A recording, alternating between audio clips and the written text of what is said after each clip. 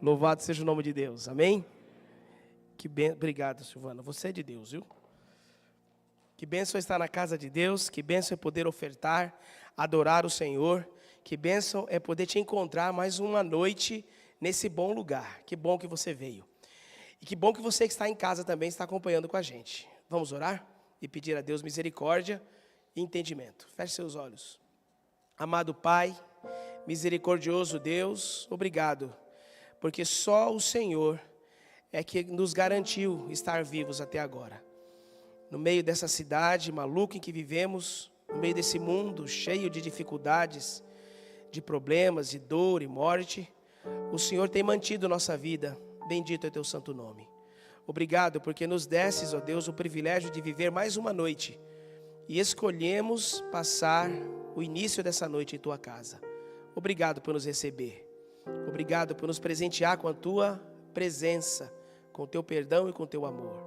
Agora, Senhor, ajuda-nos a entender o que vamos ler, a perceber o que vamos ouvir, a aceitar a tua palavra que vai ser aberta e viver, ó Deus, obediente aos teus mandamentos com o nosso corpo. Cuida de nós, acalma o coração, tira a dor, tira o sofrimento, que nada nos atrapalhe nessa noite de nos conectar com o Senhor. E nos ajude, ó Deus, a viver o que aprendemos para levar outras pessoas para a vida boa em Cristo que nós temos também. Fica conosco, te pedimos em nome de Jesus. Amém. Amém. Louvado seja Deus. Já estamos na nossa terceiro encontro, né? Segunda noite, mas terceiro encontro. Já estivemos aqui no sábado de manhã, no domingo à noite, agora na segunda noite. Na verdade, na contagem de Deus, estivemos no sábado de manhã, estivemos na segunda noite, porque o domingo à noite foi sábado à noite para os romanos, nós não estávamos na igreja. Hoje já é terça-feira à noite, né? Porque já deu o pôr do sol, já estamos na terça-feira à noite, terça-feira à noite, e é a nossa segunda noite. Fazendo uma breve recapitulação do que vimos até agora, no sábado nós vimos noções importantes sobre a verdadeira adoração.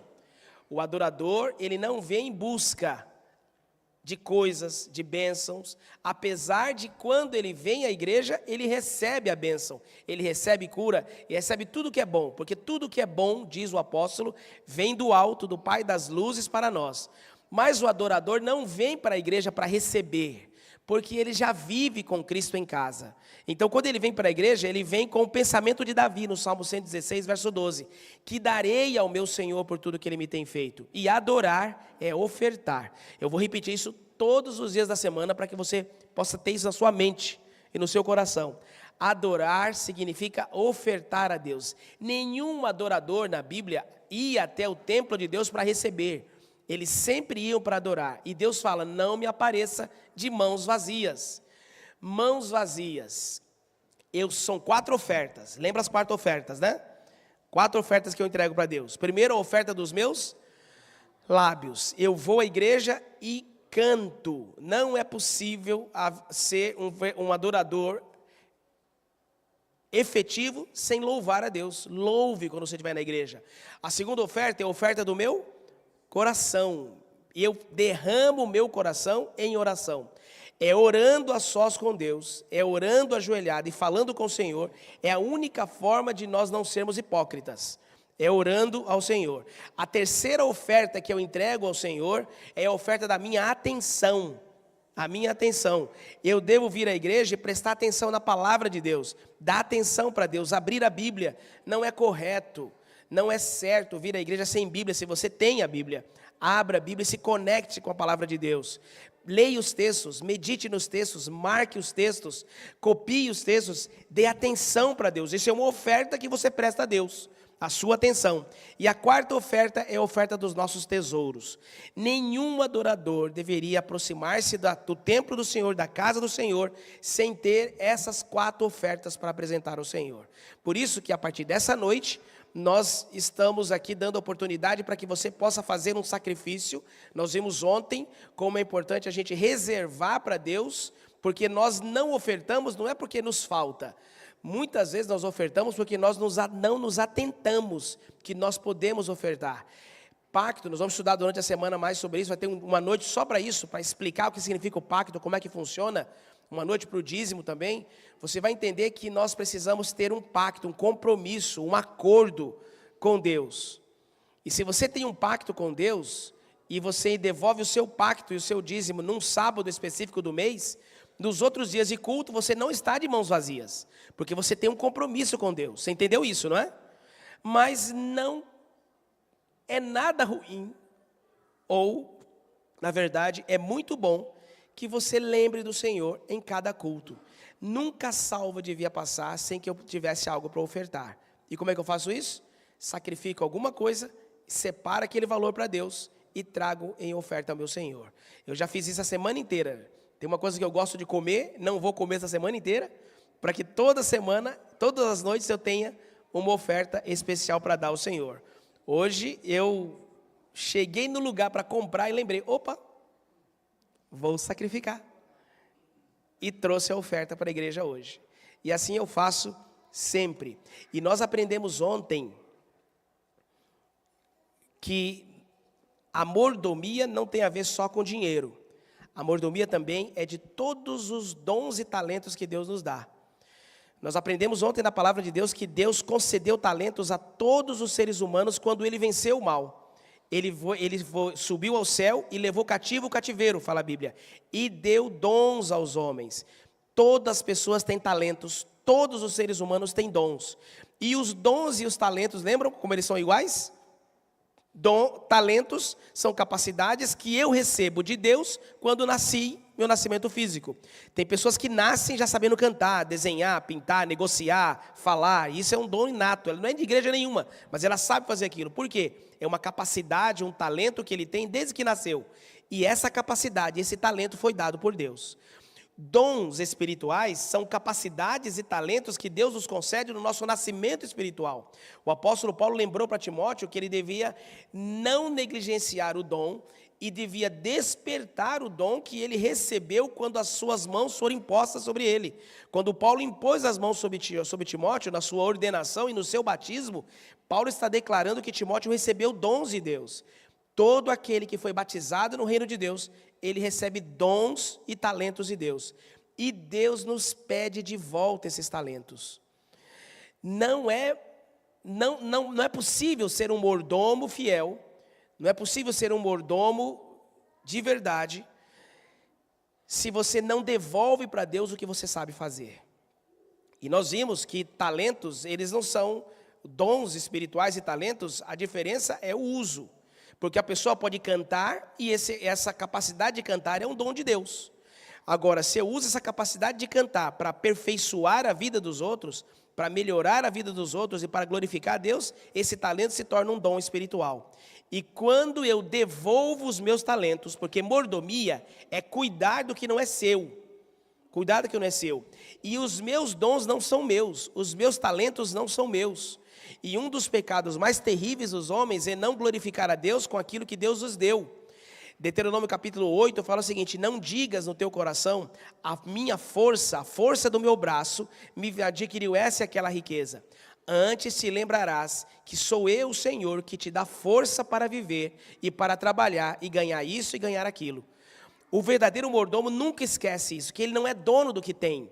Então, a capacidade que eu tenho, as coisas que eu sei fazer, os meus dons e os meus talentos, que sejam talentos que eu recebi quando eu nasci da minha mãe, que sejam capacidades e dons que eu recebi quando eu nasci da água do Espírito, isso tem que ser devolvido para Deus. Porque se eu não devolvo isso para Deus em serviço a Ele, à sua igreja e para aperfeiçoar os outros, eu estou negando, sonegando e pecando, porque não estou entregando para Deus o meu talento. E isso, pessoal, é muito mais do que os cargos da igreja.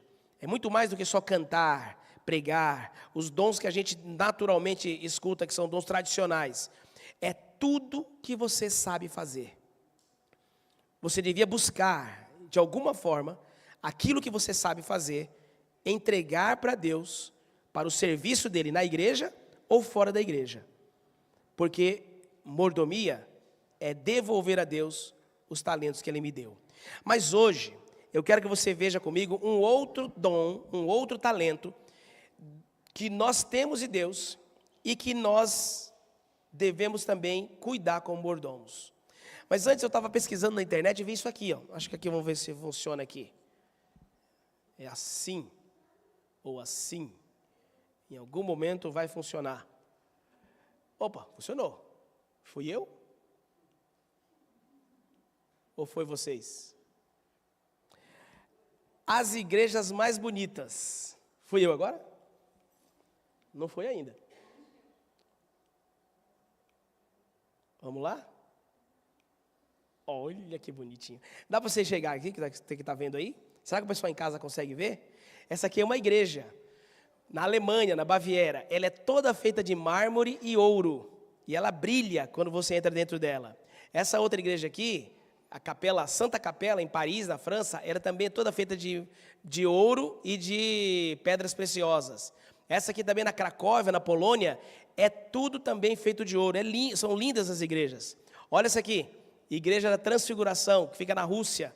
Bem estilo russo mesmo. Palha, mas não é. É o estilo que eles tinham dos vikings, né? Que fazia assim. Essa igreja é muito linda. O Santuário de Las Lajas, fica na Colômbia. Olha só como é que é a igreja. Ela fica ali no meio da floresta, numa ponte, algo muito bonito. Aqui tem a Catedral da Colônia, na Alemanha, brilhando à noite. A Catedral da Sagrada Família, que fica em Barcelona, na Espanha, que está em construção há mais de 300 anos. 3 séculos e não acabaram a construção ainda. Vamos orar por eles, né? Os irmãos de lá que estão construindo a igreja. Mas é uma igreja linda. E tem lugares lá que as pessoas não entraram ainda. Olha só, a Catedral de São Basílio, em Moscou, ela é toda colorida, toda bonita. É um dos ícones da arquitetura humana.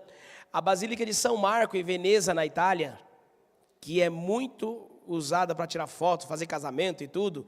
A Catedral da Central de Lima, lá no Peru, muito bonita. A Catedral de Alexandre também, de Sofia, na Bulgária, elas são todas feitas com ouro. Lá em Milão também, na Itália, a Igreja da Sagrada Família, outra vez, em outra perspectiva, né? Ela continua em reforma. Basílica do Sagrado Coração. A Catedral em Brasília, é considerada uma das mais bonitas do mundo também, de Aparecida. Mas qual é a mais bonita? A de Brasília? Qual? Granja Viana, né? Eu concordo. A Granja Viana é a nossa igreja mais bonita. Gente, mas na opinião de Deus, essa aqui foi na opinião dos sites de viagem. Aquela da Rússia eu acho muito bonita, colorida, né? Ela é muito bonita. Ela não perde, não fica velha e é antiga. Mas, gente, na opinião de Deus, qual é a igreja mais bonita? A Granja Viana, né? A igreja dele. Mas qual é a igreja dele? Qual é a igreja de Deus? Você sabe que todas aquelas igrejas, elas foram construídas para Deus. Tem nome de um santo e tudo, mas na verdade são locais para adoração de Deus. Igreja é o local da habitação de Deus, certo? Certo? Errado. Não, irmã, responda. É só pensar, é só pensar. Quer ver por que não? Abra sua Bíblia em 1 Reis, capítulo 8, verso 27. Salomão, quando estava construindo o primeiro grande templo, o templo de Salomão, ele ficou maravilhado com aquilo. A Bíblia diz que ele fez uma festa de inauguração do templo como nunca mais houve igual aquela festa. Tanto que quando os judeus voltaram do cativeiro e reconstruíram o templo, a Bíblia diz que os mais velhos, que eram crianças na época do cativeiro, eles choravam quando viram a diferença de um templo para o outro. E foi nesse choro de ver ali em Zorobabel e Ageu, inaugurando aquele templo novo, que nem se comparava com o templo de Salomão, foi que veio a promessa do livro que Ageu diz: eis que esse templo vai ver o desejar de todas as nações. Ele seria maior do que o templo de Salomão, porque aquele templo receberia Jesus pelo seu pátio, e se cumpriu no futuro. Mas olha aqui, 1 Reis capítulo 8, verso 27, quando Salomão estava inaugurando o templo, ele fez a oração, ele fala o seguinte, mas na verdade, ele pergunta, habitaria Deus na terra? Eis que os céus e até o céu dos céus não podem te conter. O templo de Salomão era algo extraordinário, feito com madeira de acácia, com marfim, com cedro do Líbano e ouro, muito, muito, muito ouro. Bronze, a Bíblia fala que era tanto bronze, que não se podia contar a quantidade de toneladas de bronze que tinham. Quando Nabucodonosor invadiu e destruiu o santuário, Jeremias registra que os babilônios desmontaram aquela coluna de bronze e eles não conseguiram contar a quantidade de bronze, era muito rico. Há um site, você pode pesquisar, que ele atualiza todos os dias, todos os meses, com o valor que foi a construção do santuário, se fosse hoje, o templo de Salomão. Mas Salomão, quando viu aquele templo, disse: pode o Senhor habitar nessa casa? O Senhor pode viver nessa casa aqui? Não pode. Não dá. Sabe por quê? Sai daí de Reis e vai para o livro de Atos. Atos, capítulo 7, no verso 48, o apóstolo Paulo, certamente pensando nesse dia da inauguração do templo, o apóstolo Paulo escreveu uma declaração muito importante para nós hoje aqui. Olha o que ele diz, Atos capítulo 7, verso 48, o Altíssimo, o Deus, isso aqui você está colocando o capítulo 17 e 24, é o capítulo 7, 48, tá? Mas pode deixar nisso aí mesmo, mas coloca o 7 que os irmãos estão ouvindo o 7 aqui, mas é o mesmo texto, é a mesma ideia. Diz assim, Atos 7, verso 48, mas o Altíssimo não habita em templos feitos, pelo quê, pessoal? Por mãos humanas, como diz o profeta. Aí ele faz a declaração lá de Salomão. Agora sim, coloca outro, 17, verso 24. 17, verso 24, fala assim, Deus que fez o mundo e tudo que nele há, sendo Senhor do céu e da terra, olha o que fala, não habita em templos feitos por mãos de homens. Irmãos, olha o que o texto está dizendo. Salomão falou isso em 1 Reis, capítulo 8. A Bíblia duas vezes em Atos, capítulo 7, e Atos, capítulo 17, dizendo o quê? Deus não habita em templos feitos por mãos de homens. Então, escuta aqui. Deus não habita nesta igreja. Deus não habita em nenhuma igreja daquelas que nós vimos. Por mais ouro, por mais marfim, por mais bonita que seja, por mais especial que ela seja, Deus não habita em templos feitos por mãos humanas. Deus não habita nesse lugar.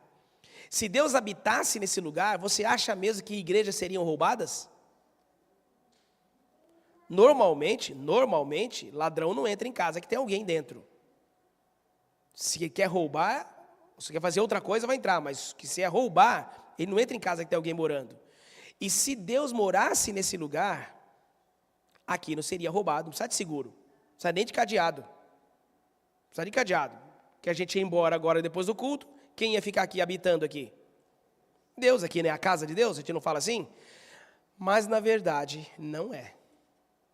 Esta não é a casa de Deus e Deus não habita aqui. É certo dizer que Deus está aqui, amém? Mas Deus não habita aqui. Na verdade, a Bíblia apresenta 3 lugares onde Deus está. Desses 3 lugares, só num ele diz que habita. E é o que nós vamos ver hoje aqui. Primeiro lugar onde Deus está, mas não habita. Ageu, capítulo 1, verso 2. Ageu, capítulo 1, verso 2. Se você vê no verso 2, coloca o verso 2, aí nós vamos ler alguns versos em seguida. Mas abra sua Bíblia lá em Ageu, vai ser projetado aí o capítulo 1, verso 2, para que a gente possa acompanhar. Deus aqui, ele faz uma reclamação. Olha só, são 3 lugares onde Deus está, em que ele está presente, mas desses 3, apenas um ele habita. No entanto, pessoal, esses 3 lugares, por causa da presença de Deus, têm a atenção de Satanás. E Satanás quer destruir esses 3 lugares. Presta atenção que você vai entender daqui para frente, tá? Esses 3 lugares têm a presença de Deus, mas ele só habita num. E os 3 são odiados por Satanás, e Satanás quer destruí-los. É nosso dever, como mordomos de Deus, cuidar desses 3 lugares, especialmente o lugar onde ele habita. É como se você tivesse uma pessoa que tem 3 terrenos ou 3 casas, e uma delas ele mora. Você tem que cuidar das 3, mas especialmente a casa onde ele mora. Você está me entendendo, né? Primeiro, capítulo 1 de Ageu, no verso 2, diz o seguinte, Já está aí? Assim fala o Senhor dos Exércitos. Esse povo diz: não veio ainda o tempo em que a casa do Senhor deve ser edificada. O que acontece é o seguinte: Ageu, ele foi um profeta que ele foi contemporâneo daqueles que voltaram de Babilônia, sair pelo rei Ciro e voltaram para Jerusalém para reconstruir o templo. Só que décadas se passaram e eles construíram um muro, construíram suas casas, mas o templo continuava em ruínas. E eles falavam assim, não é hora ainda de arrumar a igreja de Deus, não é hora ainda de arrumar o templo, a gente tem que fazer quando tiver dinheiro, a gente tem que fazer quando a gente tiver um bom planejamento. Então não vamos nem começar se a gente não vai conseguir terminar direito. E enquanto eles falavam isso, as casas deles ficavam bem feitas. Olha o que ele diz aí, no verso 4, acompanha o verso 4. Acaso é tempo de habitardes vós em casas apaineladas, enquanto esta casa permanece em ruínas? Olha só, eles estavam construindo os seus palácios, reconstruindo a cidade de Jerusalém, os palácios, os juizados, os locais de culto, de festa, mas o templo estava sem construção. Primeiro lugar onde Deus está é na igreja, nesse prédio. Deus está aqui, amém? E é nosso dever zelar por essa igreja. É nosso dever zelar por esses bancos. É nosso dever zelar por essas lâmpadas, pelas portas. Zelar pela limpeza. Não é atribuição do diaconato, ou da zeladora da igreja, ou diretor patrimonial cuidar, só ele cuidar do patrimônio. Isso é atribuição de todo filho de Deus. Todo filho de Deus deveria cuidar desta casa como cuida da sua casa. Quer ver um detalhe aqui? Vou dar poucos exemplos. A igreja se tornou em muitos lugares, graças a Deus aqui na Granja Viana não, mas escute isso aqui para que não perca essa característica. A igreja se tornou em muitos lugares depósito. Tudo que é velho, tudo que não presta, não serve mais para você, doa para a igreja. Mesa velha, cadeira velha, banco velho, panela velha, fogão velho, geladeira velha, tudo é doado para a igreja, porta velha, tudo é doado para a igreja. Lixo, e às vezes as igrejas estão entulhadas de lixo. A mesa que está aqui da escola sabatina é uma mesa velha que alguém doou, sem pé. Porque a pessoa coloca aquele pano, aí lá coloca um tijolo, coloca coisa. Gente, vocês não sabem o que é de ver por aí. Eu fui, vou contar uma história aqui, eu fui como pastor para uma cidade bem longe do Brasil, bem lá no norte do Brasil. E quando eu cheguei lá, eu cheguei na associação, já fiquei de plantão. E fiquei em dezembro de plantão para fazer batismos para os pastores que tinham viajado de férias. Como eu tinha acabado de chegar no campo, eu fui atender, fiquei de plantão na associação naquela época. E tinha um batismo numa cidade. Eu peguei no GPS e fui para aquela cidade. Só que lá era muito difícil os mapas e não achava a rua da igreja. E eu liguei para o ancião, irmão, qual é o nome da rua? É a Rua 13. Misericórdia, qual é o nome da rua? Rua 13 não tem no Google, não, passou aqui, é Rua 13. E eu falei, como é que é aqui? Então vai dizendo aí. E cheguei cedo na cidade andando assim, olha, você vai encontrar uma igreja com uma janela quebrada. Aí eu, pronto, a janela quebrada. Saí andando na cidade, passava, vi uma construção parecida com a igreja, a janela não está quebrada, não é aqui. Até que eu cheguei e encontrei a janela quebrada. Entrei lá, não tinha placa, entrei, fiz o batismo, preguei tudo, na hora de sair eu perguntei para o irmão, ô irmão, ainda bem que eu achei aqui a igreja, a janela quebrada. Ela está quebrada quando quebrou? Semana, tudo? Não, pastor, vai 20 anos está quebrado esse vidro. A igreja já era conhecida como a igreja da janela quebrada. E eu fiquei pensando, não tem um salvo naquela igreja que podia ir lá no Zezinho Vidros e parcelar em 10 vezes um vidro de 30 por 30 e sai um dia mais cedo do trabalho, ou vai um dia mais tarde para o trabalho, ou no almoço um dia, corre com o Zezinho Vidros lá, fica segurando a escada para ele colocar, enquadrar e colocar um vidro. Não tinha um salvo naquela igreja que cuidava da igreja. Irmãos, quando você entra na igreja e vê a igreja suja, limpe. Se tem uma janela quebrada, se tem um ar-condicionado que não funciona, se tem uma lâmpada queimada, doe a lâmpada, conserte, porque você é salvo. E Deus fala assim, é tempo de você morar na sua casa, aplainada, arrumada, enquanto a minha igreja está em pedaços. Você tem uma mesa velha, quebra essa mesa, faz fogueira, assa milho. Vai lá nas Casas Bahia, faz a prestação, compra uma mesa nova para a igreja, compra uma cortina nova para a igreja. Às vezes, pessoal, nós temos incorrido em pecado, porque nós não temos sido mordomos. O Senhor nos deu essa igreja aqui. Alguém um dia comprou esse ar-condicionado quando você não estava aqui na igreja. Agora, nós temos que comprar 2 ar-condicionados novos para a igreja. Eu já vou explicar isso para vocês depois. E quem vai comprar esse ar-condicionado somos nós. Para nós e para as gerações que virão. Mas especialmente para a glória de quem? Para a glória de quem? De Deus. Então, quando você chegar na igreja daqui para frente, olhe para a igreja e veja o que precisa arrumar, o que precisa manter, porque esta é a casa de Deus. Segundo lugar onde Deus está, mas não habita. Deus está aqui, Ele ama esse lugar, Ele cuida desse lugar, Ele está aqui conosco, amém? Mas aqui Ele não habita, Ele não mora aqui, porque tem um lugar melhor, onde Deus tem mais prazer em estar. Quer ver? Vai lá para o Novo Testamento, para o livro de Timóteo, capítulo 5, verso 8. Aqui tem uma declaração fortíssima do apóstolo Paulo. E essa declaração, ela implica muitas coisas. Nós vamos tirar algumas implicações aqui. 1 Timóteo, capítulo 5, verso 8. Paulo declara, olha que ele diz, como é forte. Mas, se alguém não tem cuidado dos seus, especialmente ou principalmente os da sua família, tem negado a fé, e é pior do que? Do que o ímpio, do que o infiel. Irmãos, a gente sabe que não tem pecado, pecadinho, pecadão. Todo pecado, na verdade, ele tem um destino que é morte eterna. Agora, os pecados têm gradação de consequências físicas aqui. E Deus fala o seguinte, para ele não tem diferença de um pedófilo para um pai que negligencia sua família. Não há diferença entre um assassino e uma mãe que não lê a Bíblia com seus filhos. Não há diferença entre um bandido e um filho que nunca quer orar com os pais. Irmãos, nossa família é uma igreja. E na verdade é a primeira igreja. A nossa família é a primeira igreja. Deus está nas famílias. Tanto que nós já vimos aqui, Jesus Cristo diz em Apocalipse capítulo 2, capítulo 3, quando ele bate, eis que estou à porta e bato. Se alguém que está lá dentro ouvir a minha voz, abrir a porta, eu entrarei em sua casa. Aí ele fala o quê? Cearei com ele e ele comigo. A vontade de Jesus não é ser visitante em nossa casa, porque visitante não pode dar pitaco nas coisas, visitante não pode falar muito.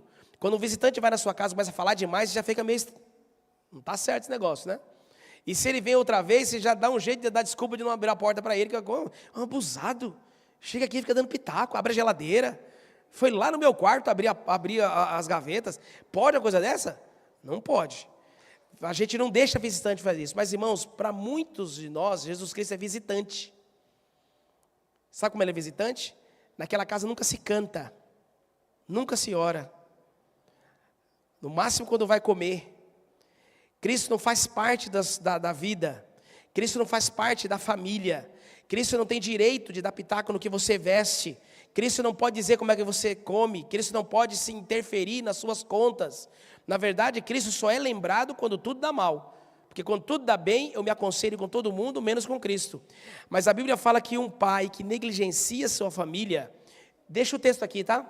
Um pai que negligencia sua família, uma mãe que negligencia sua família, filhos que não ajudam os pais a fazerem culto, e famílias que não têm momentos para Deus, elas estão também sendo sonegadas para Deus. Esta igreja é casa de Deus. Ele está aqui, mas não mora aqui. Sua família é casa de Deus também. Satanás só entra nas famílias em que deixam ele entrar. Por quê? Porque Deus não permite que ele entre se você não quiser que ele não entre. Mas se você não deixar que Cristo entre, ele entra. Você me entendeu o que eu falei?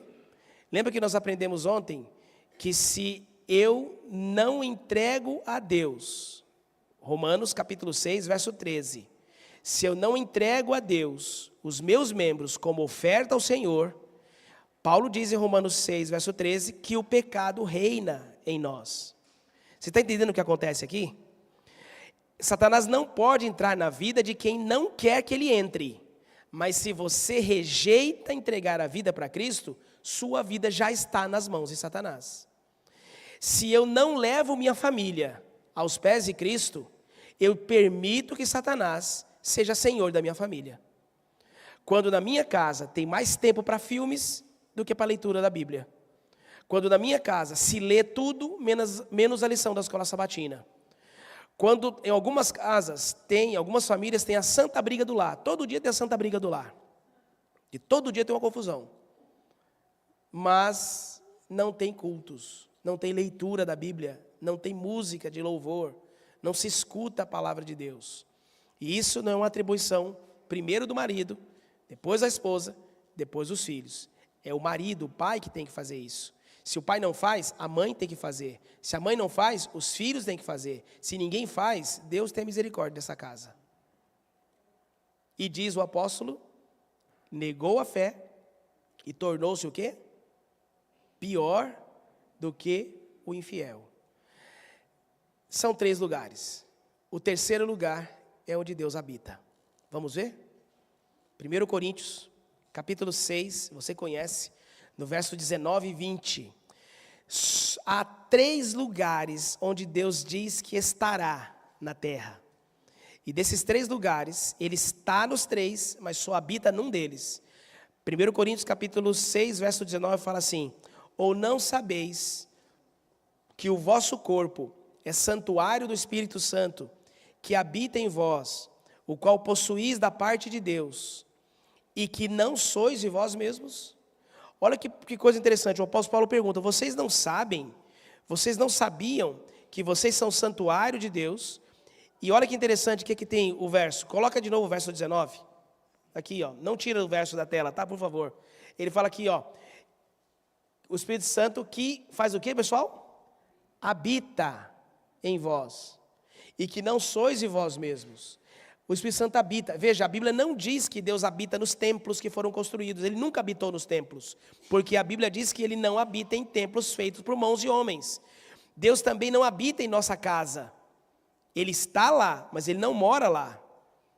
O lugar onde Deus mora, pessoal, o local da habitação de Deus, o local do trono de Deus na terra, é o nosso corpo. E aqui eu preciso que você compreenda uma coisa muito importante. Deus só está nesta igreja porque você está aqui. Você compreende por que o salvo, ele não vem à igreja em busca de Deus? Pense e me responde, por que não? Porque ele habita em mim. Então você está compreendendo, pessoal? Como não faz sentido uma pessoa que se diz salva vir à igreja em busca de solução, em busca de atenção, em busca de resposta, eu vou repetir, você pode vir aqui em busca de tudo isso e aqui você vai encontrar, porque aqui está o Senhor, amém? E onde está o Senhor, tem solução, tem resposta, tem amor, tem paz, tem aceitação, tem boas palavras, porque o Senhor é bom. Louvado seja o nome de Deus, amém? Mas isso não devia ser nossa busca, porque Ele habita em mim. Mas a desgraça da nossa vida é que a gente é negligente com esse prédio. A gente não cuida desse prédio, a gente não se preocupa com esse prédio, a gente nem sabe as necessidades do prédio, a gente sabe reclamar que o ar-condicionado não está ligado.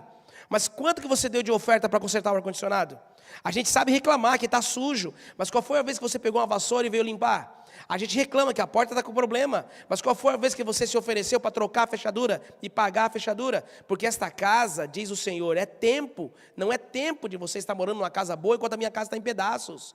A gente não cuida da nossa casa, da nossa família. Jesus não tem entrada em nossa família, Ele tem pouco tempo em casa. Quando você vai cantar em casa, canta logo, são um hino só. A oração não pode ser rápida, quer dizer, a oração não pode ser demorada, porque muitas pessoas só oram na hora de sair. Jesus não tem tempo em casa. E o pior de todos os problemas, nós não temos cuidado do corpo, que é onde Ele mora, é onde Ele habita. E aqui eu preciso falar com vocês de algo muito importante. Nossa saúde é a vontade de Deus. 3 João, abra aí lá no finalzinho da Bíblia. 3 João, no verso 2, só tem um capítulo. No verso 2, veja qual é o desejo de João falando as palavras de Deus para aquele povo. Amado, desejo que te vá bem em todas as coisas. E olha o que diz o Senhor, e que tenhas o quê? Saúde, assim como bem vai a tua alma. Irmãos, existe uma fake news plantada por Satanás nas outras igrejas e que infelizmente já entrou em nossa igreja. É a fake news de que você não precisa ser uma pessoa saudável, você não precisa cuidar da sua alimentação, você não precisa cuidar do que você come, porque na verdade isso não é importante, isso é uma questão de foro íntimo. Isso não é uma questão de foro íntimo, isso é uma questão que atrapalha nosso relacionamento com Deus, então não é íntimo. Isso é mandamento de Deus. Ele disse, o seu corpo é templo do Espírito Santo. E nós temos que cuidar desse corpo, porque a vontade de Deus é que a gente tenha o quê? Saúde. Eu vou falar uma frase aqui muito difícil. Sabe qual é a maior, entenda o que o pastor vai falar, tá? Sabe qual é a maior desgraça para o evangelho? É um crente adventista do 7º dia, às 5 da manhã, na fila do posto de saúde, porque está doente. Ah, pastor, mas a pessoa pode estar doente por outras coisas, pode estar contaminada e tudo. Mas por isso que é importante você investigar a sua vida. Presta atenção aqui, ó. Existem doenças que é porque eu estava andando, fui atropelado, vou ficar doente até morrer. Existe doença que alguém espirrou na minha frente, eu peguei uma doença contagiosa. Existe doença que são doenças autoimunes. A pessoa está com aquele problema, de repente, não tem problema, de repente já tem um problema. Eu não estou falando disso, eu estou falando das doenças adquiridas, doenças do comportamento. Me entenda, tá? Por favor. Doenças do comportamento. Não era para nós, cristãos adventistas, termos enfermidades no corpo, sermos fracos com doença do comportamento. Quer ver isso aqui? Olha o que está escrito aqui, nesse texto da palavra de Deus. Êxodo capítulo 15, verso 26. Abre isso aí. Olha que coisa tremenda. Êxodo capítulo 15, verso 26. Doenças do comportamento. O Senhor disse para Israel, dizendo, se ouvires atentamente a voz do Senhor, seu Deus, olha o que ele fala, e fizeres o que é reto diante dos seus olhos, e inclinares os ouvidos aos seus mandamentos, e guardardes todos os seus estatutos, sobre ti não enviarei nenhuma das enfermidades que enviei sobre os egípcios. Olha a promessa no final. Porque eu sou o Senhor que te sara. Êxodo capítulo 15, verso 26. Vocês colocaram outro texto aí, 26. Confirma aí, pessoal. É? Eu sou o Senhor que te sara. Vocês podem mudar a versão? Essa versão aí é a corrigida fiel, ela não é boa, é boa a Almeida, tá? Porque na verdade o que está acontecendo é o seguinte, vou explicar para vocês, pessoal da técnica. O texto está sendo cortado, você tem que fazer uma outra fonte. Vocês pularam do 26 para o 27, tá? Mas olha, veja na sua Bíblia aí. Porque faltou um pedaço mais importante do verso. Ó, disse, se ouvires atento a voz do Senhor teu Deus, presta atenção, e fizeres o que é reto diante dos seus olhos, e deres ouvidos aos seus mandamentos, e guardares os seus estatutos, agora sim, nenhuma enfermidade virá sobre ti, das que enviei sobre os egípcios, pois eu sou o Senhor que te sara. Pessoal, olha o que está escrito aqui, pessoal. Deus está dizendo claramente que a nossa saúde, a saúde do nosso corpo, que é templo do Espírito Santo, o único lugar onde ele habita, está intimamente ligado àquilo que a gente obedece. Não é possível cuidar bem do corpo se eu não obedeço às leis de saúde. E o que Deus está dizendo aqui é o seguinte, é claríssimo, eu falei para vocês, me entendam. Tem pessoas que ficam enfermas a vida inteira porque foram atropeladas. Enfermos porque foram envenenadas, enfermos porque foram contaminadas com outra pessoa que estava com a doença contagiosa, ou enfermos por causa de uma doença autoimune que você não tem razão de estar por ali. O que eu estou falando aqui são doenças da desobediência. Eu vou citar algumas aqui, pessoal. Diabetes. Diabetes é uma doença da desobediência. Ah, pastor, mas tem diabetes tipo 1. Você não é besta. Então, por favor. Diabetes tipo 1, a pessoa não desobedeceu para ficar com diabetes. Agora, diabetes tipo 2 é uma doença da desobediência. E outras doenças que podem ter aqui. A questão é a seguinte, pessoal. Não era para nós sermos enfermos. Ainda está faltando um pedaço do texto aqui, tá? Porque eu sou o Senhor que te sara. Nossa saúde está intimamente ligada à nossa obediência. E intimamente ligada àquilo que nós comemos.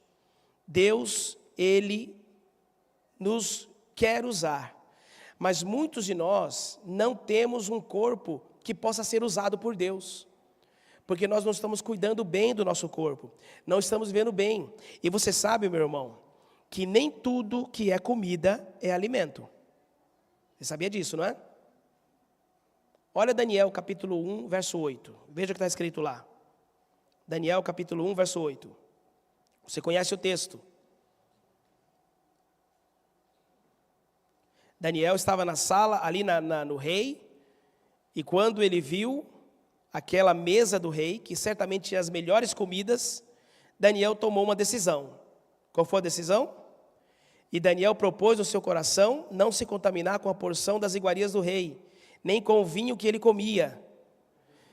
Quer dizer, que ele bebia, né? Óbvio, né? Não é com farinha, né? Portanto, pediu ao chefe dos eunucos que eles concedessem o quê? Não se contaminar. Irmão, você está conseguindo entender isso aqui? Tem gente que fala o seguinte: na mesa do rei só tinha coisa que não prestava. Você acha mesmo que um rei come coisa que não presta? Pensa aí. Mas Daniel olhou para aquela mesa e falou assim: eu não vou comer aqui. Não vou me contaminar com isso aqui. Irmãos, nós precisamos ter o mesmo critério que Daniel teve. Não é possível nós nos dizermos servos de Deus, membros da igreja de Deus, templos do Espírito Santo, se nós não temos nenhum critério sobre o que comemos. E eu falo mais, para alguns adventistas do sétimo dia, a única diferença dele, da geladeira dele, do carrinho de compra deles para um pagão, é porque ainda não come carne de porco. Porque tem gente aqui dentro que toma café. Tem gente aqui dentro que insiste em tomar Coca-Cola. E um dia alguém falou assim: pastor, para com essas coisas de falar Coca-Cola, isso é coisa antiga. Gente, porco continua sendo porco. Se porco fosse limpo, hoje não seria porco. Seria me dar 2 quilos de bisteca de limpo. Mas ele continua sendo o quê? Porco. Café continua sendo café. Cafeína continua sendo cafeína. Cocaína continua sendo cocaína. Veneno continua sendo veneno. E não é porque você acha ou porque um médico diz que não é, que deixou de ser. Tem muita gente que adora médico, não adora Jesus. Um amigo meu, hoje é pastor e se converteu, louvado seja Deus. Ele era filho de pastor, é filho de pastor. E quando estava no seminário era bem largado.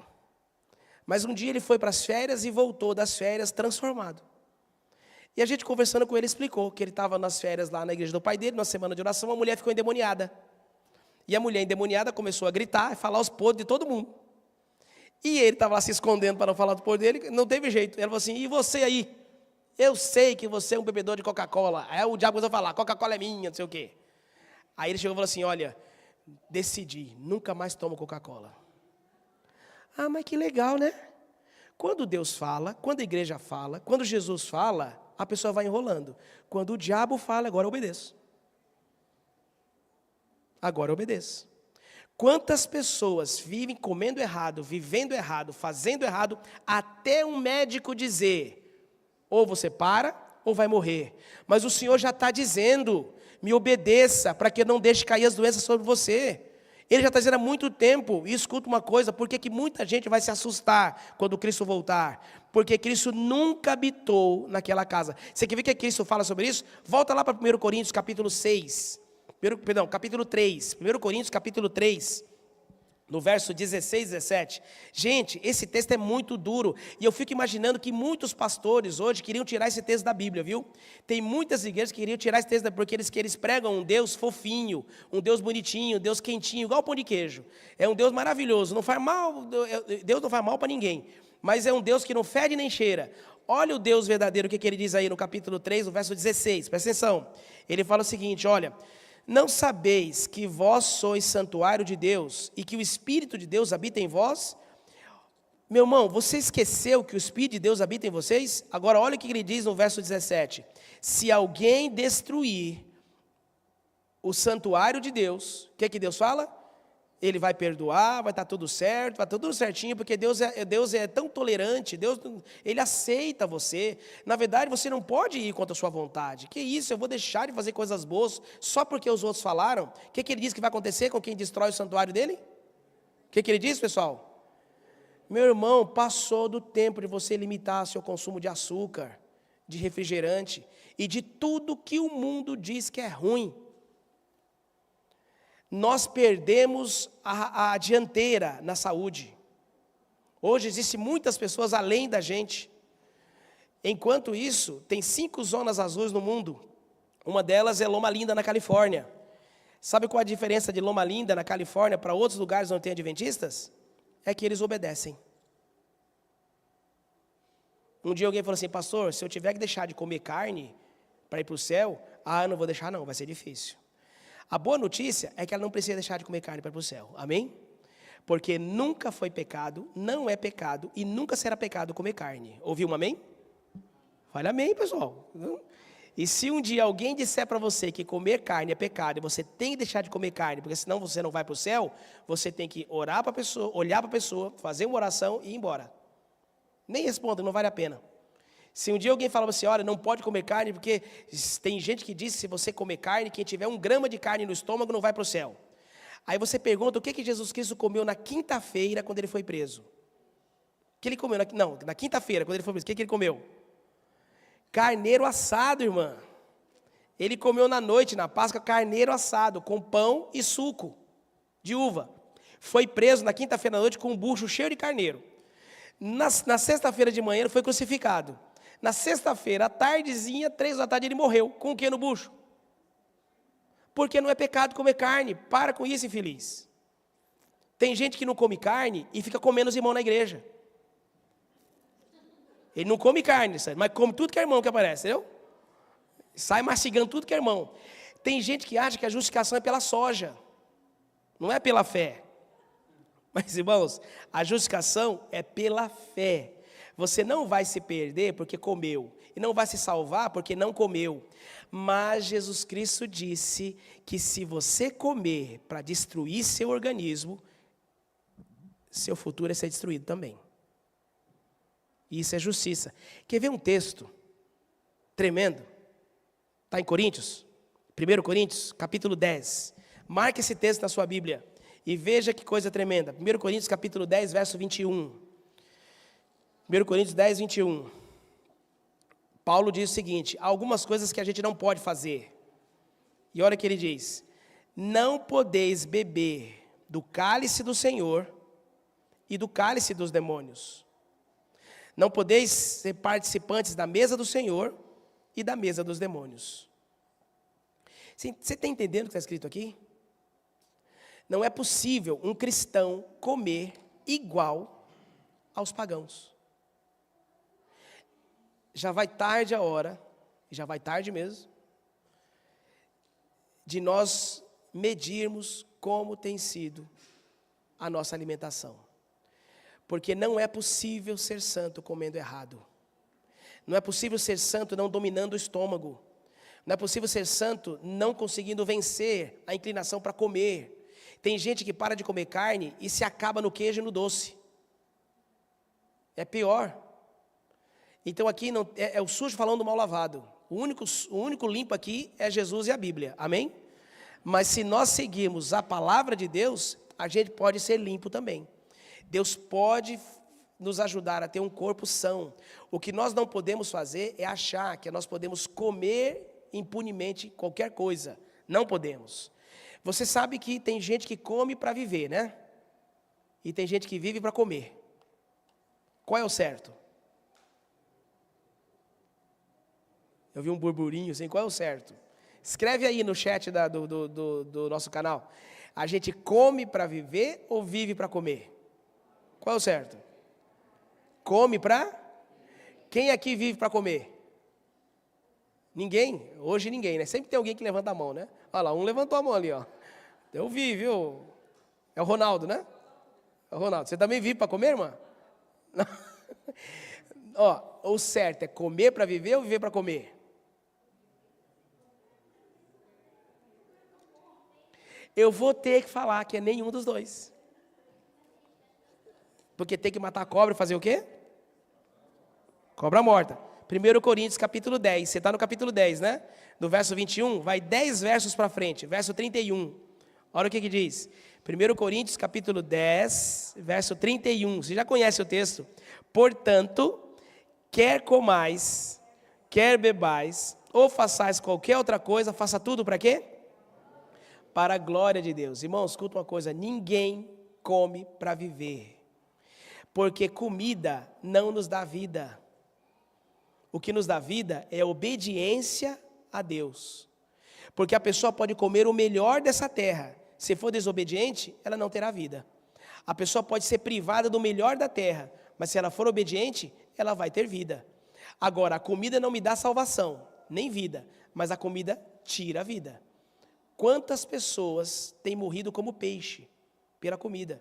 E eu estou falando da comida assim de forma tão enfática, porque o tema de hoje é a mordomia do meu corpo, mas também tem que ser tocado no exercício físico. Tem cristãos que não se movem, não andam, não caminham, não se movem. Nosso corpo é feito para movimentar-se.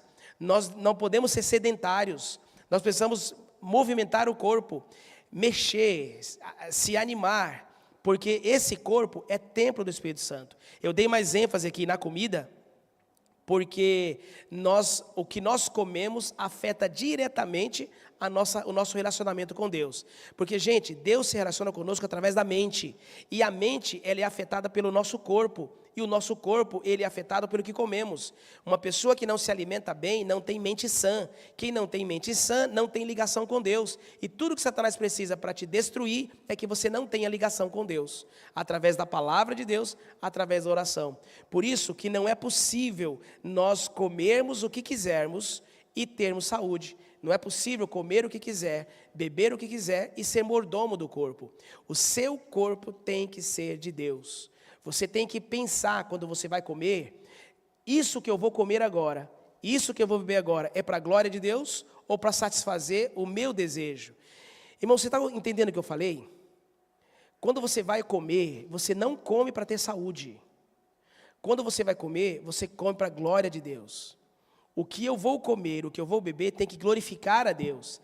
Mas se aquilo que eu vou comer, que eu vou beber, é algo que não é saudável, e eu não vou dar nenhum exemplo, algo que não é saudável, você não está glorificando a Deus.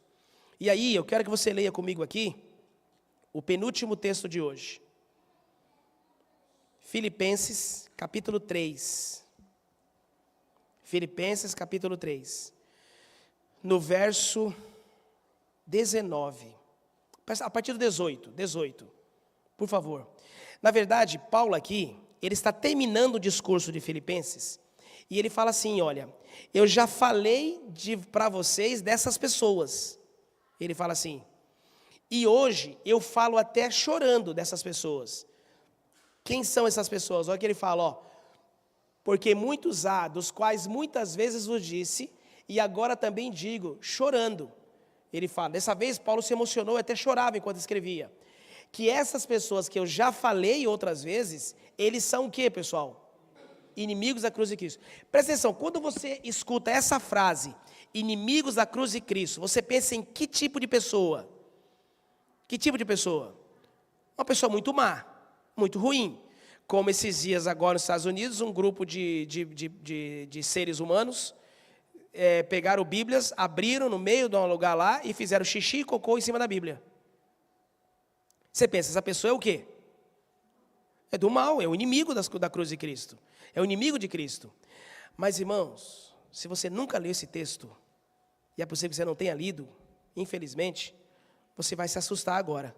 Mas nesse momento eu quero que você compreenda que Deus vai te libertar de uma maldição. O tema de hoje é a mordomia do meu corpo. Porque meu corpo é o lugar onde Deus habita. E como eu não posso deixar a igreja se deteriorar, porque Deus está lá, eu não posso deixar a minha família se deteriorar, porque Deus está na minha família, eu não posso deixar o meu corpo se deteriorar, porque Deus habita no meu corpo.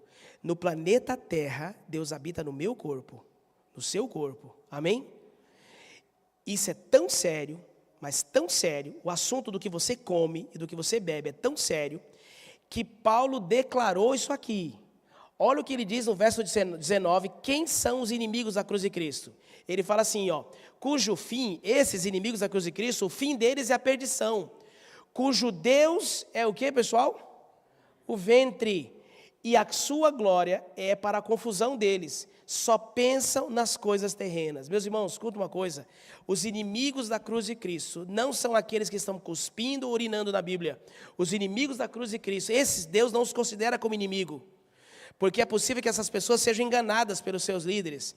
É possível que essas pessoas, como o apóstolo Paulo, que era um perseguidor, essas pessoas ainda podem se transformar em agentes de Cristo. Mas escuta uma coisa, é muito difícil um crente que conhece as leis de saúde, que conhece o que deve fazer, e ainda assim, quem domina ele é o ventre. O Deus, não é por acaso, pessoal, que o apóstolo Paulo fala assim, os inimigos da cruz de Cristo, eu choro, porque eu já falei várias vezes, quantas vezes você ouviu, em 1959, Ellen White escreveu, há tanto tempo o Senhor tem dado instruções com respeito à saúde, mas quanto dos nossos pastores têm cuidado da sua saúde? Irmãos, nossos pastores, muitos pastores estão acima do peso, gordos demais, doentes, enfermos, muitos adventistas são enfermos. Há algum tempo atrás, na verdade, vai muito tempo, em 1990, eu tenho uma coleção de revistas adventistas, e a capa da revista foi a seguinte, por que tantos adventistas morrem de câncer? E um médico adventista escreveu, por que tanto câncer no meio do povo adventista? Porque nós somos infiéis, porque comemos errado, e nos orgulhamos de comer errado, e massacramos e brigamos e nos voltamos contra quem se atreve a dizer que você tem que cuidar da sua alimentação. Mas o apóstolo diz que é inimigo da cruz de Cristo. Nesse momento eu quero que você pense em sua vida, em nome de Jesus. Eu pensei na minha vida também. Em 2011, eu pesava 96 quilos. 96 quilos. Com o tamanho que eu tenho, eu estava com o MC quase 40. Quase 40. Doente, enfermo. Eu tinha problema nos dentes. Eu tinha problema de flatulência. Minha cintura era mais de 130. 130, Marlônia. Pois é, desse tamanho. Eu não aguentava andar direito. Eu ia pregar, não conseguia respirar. Eu acordava à noite que eu não conseguia respirar, que eu estava muito gordo, enfermo, doente. Tombei 2 carros porque dormi no volante. Doente, coloquei em risco a minha família. Até que um dia o Senhor mudou. Eu mandei uma foto para vocês aí, pessoal. Na transmissão, Zé, que você consegue passar essa foto aqui? Não é uma foto muito bonita não, mas eu escolhi a melhorzinha, tá? Para mostrar aqui. E para a glória do Senhor, eu eliminei 26 quilos em 11 anos. Porque não foi assim, eu levei 40 anos para engordar os 96. Eu não podia perder os 96 em 3 meses. Isso é loucura. Mas em 11 anos, 2012 a 2023, eu tenho mudado a minha vida e Deus transformou minha vida. Hoje sou muito mais saudável e feliz do que era antes, com 51 anos, eu sou mais saudável do que eu tinha 40 anos. Eu tenho meus exames médicos de 40 anos. Com 40 anos eu fiz uma balança de bioimpedância e eu estava com a idade de 72, com 40 anos. Hoje eu tenho 51 anos e a minha idade, como é que chama? Tem a idade cronológica e a idade biológica. Minha idade biológica é de 34. 34. Eu sou um menino, né? No tamanho, né? No tamanho. Gente, por que eu falo isso? Você também pode mudar o gosto do seu paladar. Você pode mudar o gosto que você tem pelas coisas do mundo e passar a gostar das coisas de Deus. Eu tenho muitos textos de Ellen White para os pastores. Eu vou enviar no grupo do Comunica. Se você não está no grupo do Comunica, entre. Várias passagens que vocês não vão usar para nenhum pastor. Vocês vão usar para vocês. Combinado? São passagens que mudaram minha vida. E não são escondidas, elas estão ali. Passagens da Bíblia e passagens do Círculo de Profecia. Porque não é uma questão de foro íntimo. Isso é um requerimento de Deus. O Senhor quer que o seu corpo seja limpo. Se vocês não conseguiram passar a foto, é pesada mesmo. Abra sua Bíblia no último texto de hoje. 2 Coríntios, capítulo 5, verso 10.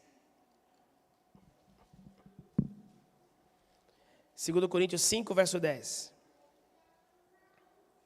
Na minha Bíblia diz o seguinte. Acharam? Porque todos devemos comparecer ante o tribunal de Cristo. Presta atenção. Para que cada um receba o que tiver feito, o quê? Por meio do corpo. E no final do texto fala assim, olha, segundo o que praticou, o bem ou o mal. Você está compreendendo o que acabou de ler aqui? Como a questão do que nós comemos, do que nós vestimos, do que colocamos em nosso corpo, é requerido por Deus? Não caia mais na tentação, nem na mentira, de que o que você come não é importante para Deus.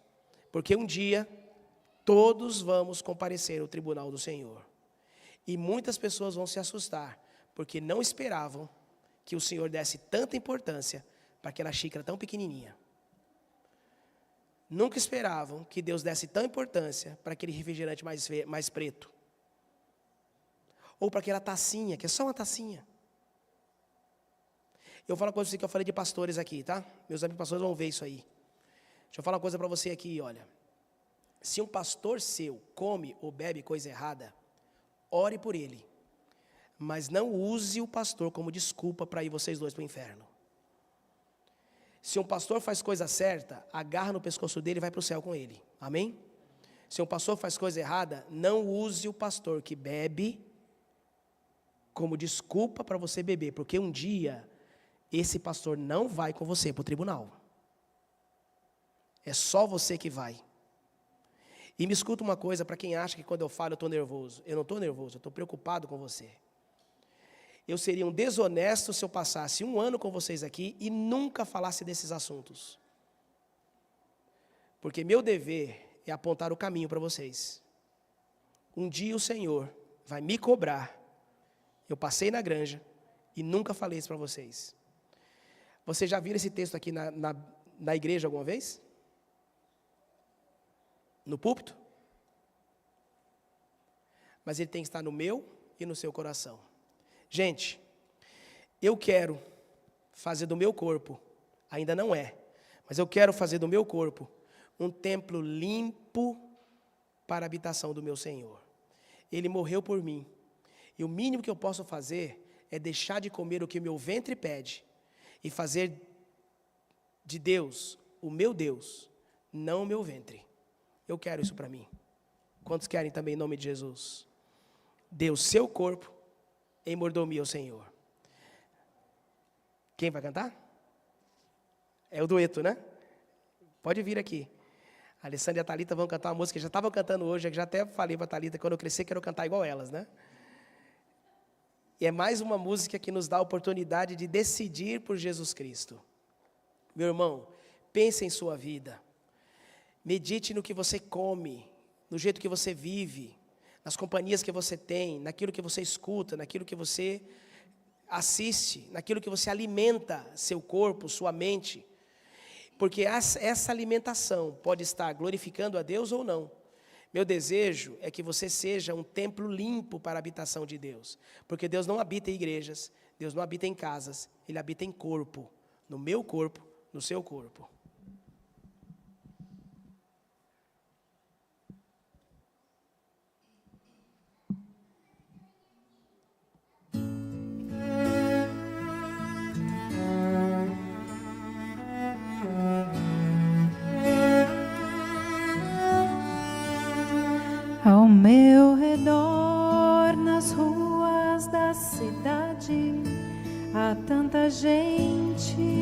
em dor e aflição, mas só Cristo ama todas elas.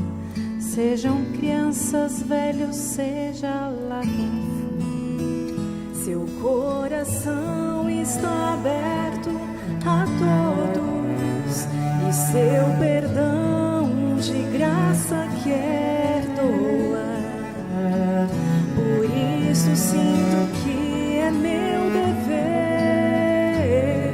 em minha vida sempre aprender. Ser como Cristo,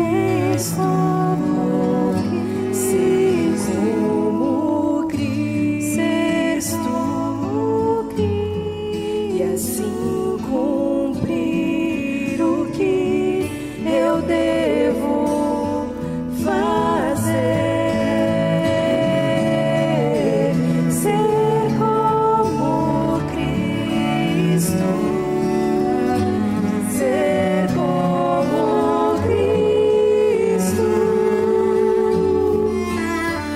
que possam todos ver a Cristo em nós.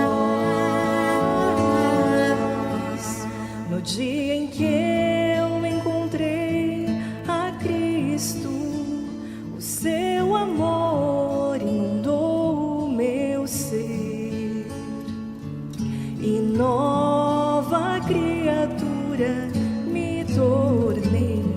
A minha vida Ele completou.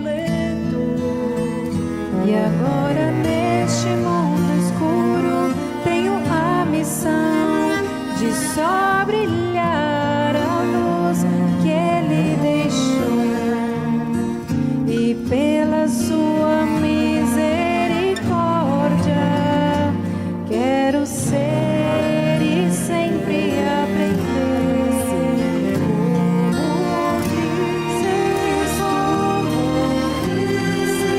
como Cristo, e assim cumprir o que eu devo fazer. Ser como Cristo, ser como Cristo, e cumprirei o meu dever se fizer o seu querer, que possam todos ver a Cristo em nós.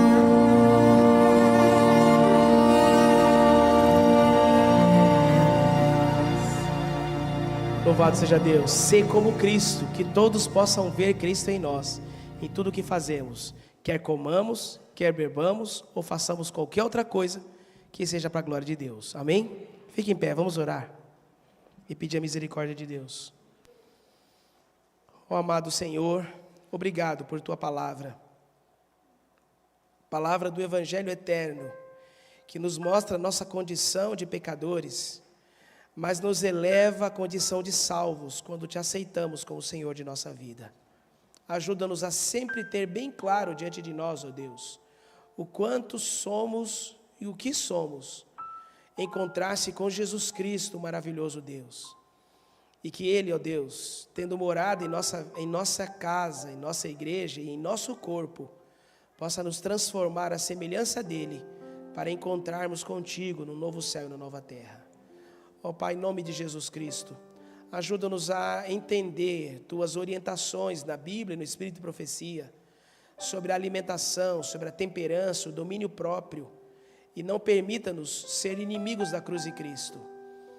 Não permita-nos, ó Deus, ser escravos do nosso ventre, dos desejos, das propagandas, dos modismos, da culinária, da alta culinária, mas que possamos ser servos do Senhor que morreu em nosso lugar, que foi fiel, que jejuou por nos amar.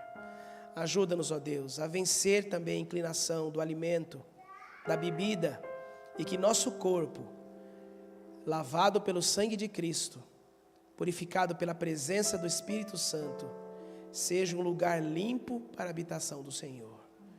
Nós vamos para casa agora, Senhor. Mas na próxima vez que sentarmos para comer, não nos deixe comer o que não glorifica o Teu nome. Em nome de Jesus. Amém. Que Deus te abençoe. Deus te faça feliz. Deus te dê uma noite maravilhosa de sono e a melhor terça-feira de 2023. Amém? Nós vamos cantar a música de despedida e eu vou estar à porta para te encontrar. Amanhã estamos de volta às 19 horas aqui para o lanche e 19h30 para o estudo. Permaneça em mim.